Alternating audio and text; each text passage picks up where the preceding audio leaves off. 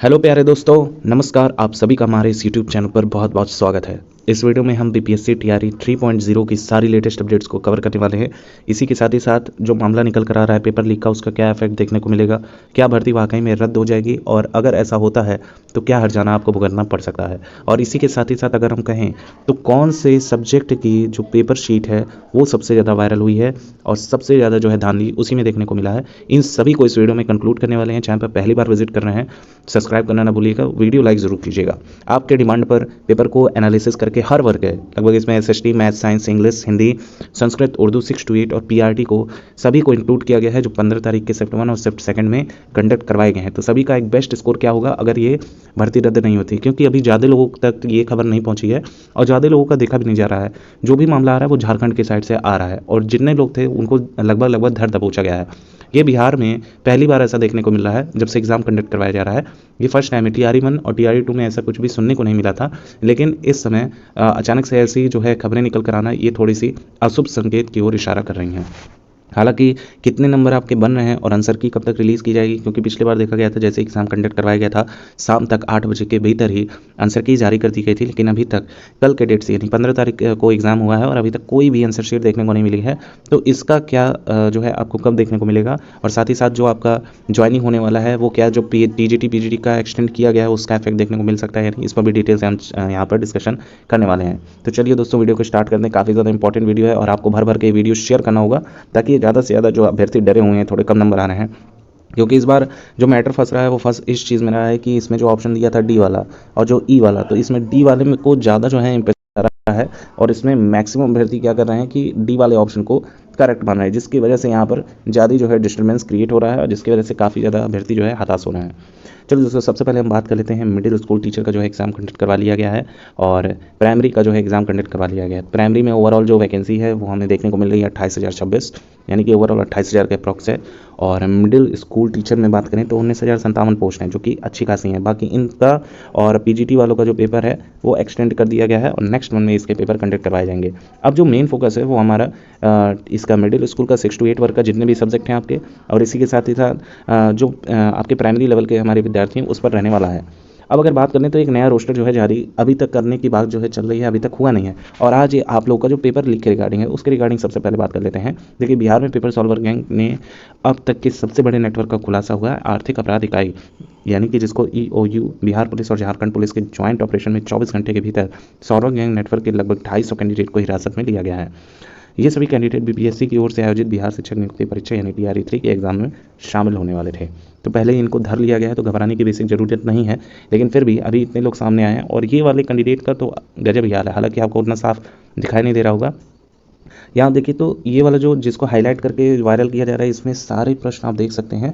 ये admit card के पीछे का पोर्शन है। पीछे के पोर्शन में देखिए यहाँ पर सारे डिटेल दे रखे हैं कि आपको क्या ले जाना चाहिए एग्जामिनेशन हॉल में, क्या नहीं ले जाना चाहिए, और उसके ऊपर ये देखिए हर एक चीज़ को यहाँ पर डिटेल से मेंशन किया गया है। जैसे कि आप देख पा रहे हैं यहाँ पे कि अंडमान एंड निकोबार, यहाँ डॉल्फिन, गुरुवार, मतलब सभी के आंसर दिए हैं। ये लगभग पीआरटी का पेपर लग रहा है। पीआरटी का पेपर लीक होने की जो खबरें थी वो लगभग सच होती हुई दिखाई दे रही हैं। नेक्स्ट अगर हम बात कर लें तो इस बार का जिस हिसाब का पेपर पैटर्न बना है काफ़ी ज़्यादा हार्ड भी पूछा गया है। तो हार्ड पूछने का इम्पैक्ट ये है कि कट ऑफ डाउन होगी।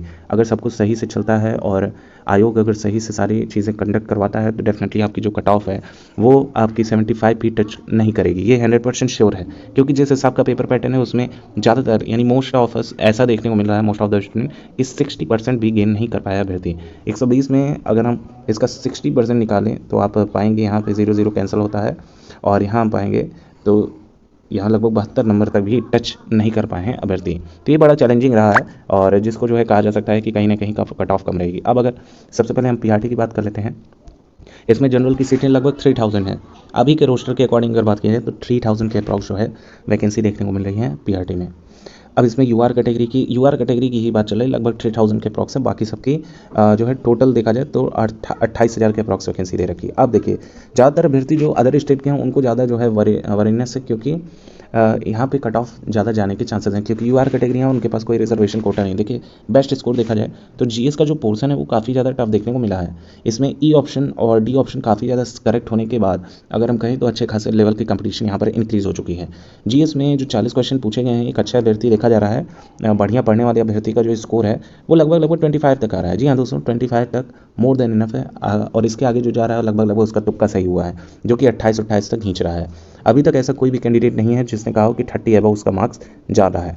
तो ये बात आपको क्लियर हम कर दें, 25 नंबर एक गुड स्कोर इसमें है। लेकिन अब सभी अभ्यर्थियों का इतना नहीं आया है, और ना ही जो है उसी अभ्यर्थी का चयन थोड़ी ना होगा जिसने जो है जीएस में 25 गेन कर लिया है। हो सकता है उसका मेन स्ट्रीम में कम हो गया हो। तो यहाँ जीएस के लिए एक बेस्ट स्कोर जो रहने वाला है लगभग 18 नंबर तक रहने वाला है।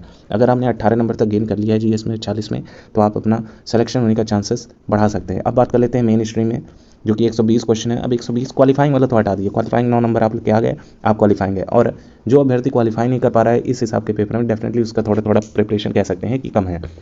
यहाँ से कई अभ्यर्थी पहले ही बाहर हो रहे हैं। अब 120 में जो मेन स्ट्रीम है उसमें कितना नंबर जाएगा, देखिए जो पेपर है पहले ही आपको बताया गया है, डी और ई वाला जो ऑप्शन है ये काफ़ी ज़्यादा कंफ्यूजिंग रहा है।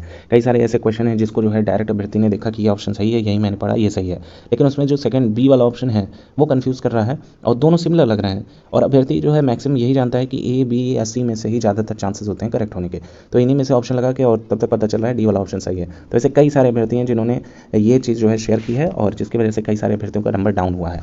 एक बेस्ट सिनेरियो बन रहा है आपके, अगर आंसर की में जो रिलीज़ होने वाली है आज कल में रिलीज़ हो जाएगी। आज जो है प्रमुख बैठक की जा रही है आयोग में, और आज क्लियर हो जाएगा कि पेपर कैंसिल होगा कि नहीं। तो यहाँ पे अगर देखें तो आंसर की आज के आज रिलीज़ कर दी जाएगी, अगर आयोग फैसला लेता है कि ये भर्ती कंप्लीट कराई जाएगी बिना कैंसिल किए। यूआर कैटेगरी से आप बिलोंग कर रहे हैं, आपकी जो मेन स्ट्रीम है 120 मार्क्स का पेपर हुआ है, इसमें आप अगर गेन कर लेना साथियों, यकीन मानिए आपके अगर इस बार स्कोरिंग बन रहे हैं यूआर कैटेगरी से 75 मेन स्ट्रीम, और ये प्लस वो भी मिलाकर बताया जा रहा है। मेन स्ट्रीम में तो 80 नंबर में हम कहें तो 80 नंबर में आपके जो करेक्ट होने चाहिए वो लगभग यहाँ पर 50 तक होने चाहिए, 50 इसमें, और लगभग जो है 25 नंबर आप जीएस में गेन कर लें या 20 नंबर गेन कर लें तो 70 तक आप पहुंच जाएंगे। पेपर का लेवल टफ है, और कहा जा सकता है यूआर कैटेगरी से आप बिलोंग कर रहे हैं, आपके 70 नंबर तक बन जाएंगे तो आप अपना सिलेक्शन श्योर एंड सर्टेन मानिएगा पेपर को अगर देखा जाए तो। क्योंकि पिछली बार 94 लगभग जो है 90 तक कट ऑफ टच किया था, फर्स्ट वाला देखा जाए तो 67 टच किया था। फर्स्ट वाला भी पेपर सेम इसी तरह देखने को मिला था TRE 3 वाले जैसे। तो कहीं ना कहीं ये वाला जो आपका सिनेरियो बन रहा है इस हिसाब से 70 नंबर गुड स्कोरिंग माना जाएगा।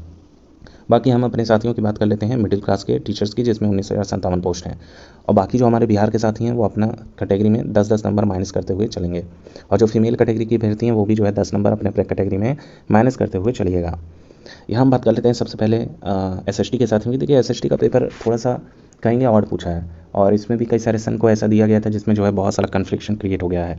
तो यहाँ पर मोटे तौर पे कहें अगली नेक्स्ट वीडियो जो है कि वो डिटेल एनालिसिस से होगी कि कौन से प्रश्न ऐसे थे जो आपके कन्फ्यूजिंग वाले थे, उन सभी को डिटेल से यहाँ डिस्कशन किया जाएगा। यहाँ पर डायरेक्ट आपको बता दिया जा रहा है SST में आपके स्कोर आंसर की आने के बाद यूआर कैटेगरी से बन रहे होंगे लगभग जो है इसमें 75 तक, तो आप अपना सिलेक्शन श्योर मानिएगा क्योंकि पेपर का लेवल इस बार टफ पूछा गया था। नेक्स्ट अगर हम बात कर लें अपने हिंदी वाले साथियों की, तो हिंदी का जो पेपर है थोड़ा सा वैकेंसी भी कम है, लगभग 400 के अप्रॉक्स वैकेंसी है।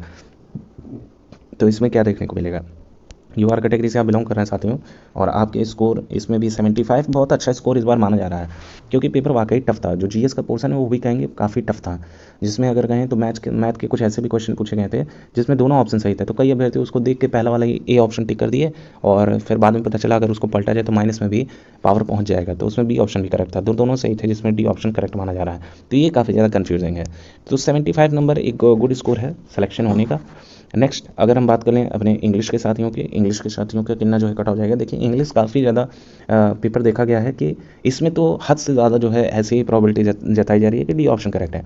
मोर देन वन वाला तो एकदम ऐसे पूछा गया है कि मानो कि मोर देन वन ही हो गया है। इसमें बेस्ट स्कोर यूआर कैटेगरी से आप बिलोंग कर रहे हैं और आपके अगर 70 प्लस जा रहे हैं तो समझ के चलिए आप बहुत अच्छे सिनेरियो में बन रहे हैं। मतलब अभी के रिगार्डिंग जो यूट्यूब पे आंसर वगैरह सॉल्व कराया जा रहा है, बाकी आंसर किए आने के बाद आपको डिटेल से यहाँ पर पता चल जाएगा। फिर भी अभी जिसके 70 प्लस आ रहे हैं अपने आप को बेस्ट स्कोर में रखेंगे।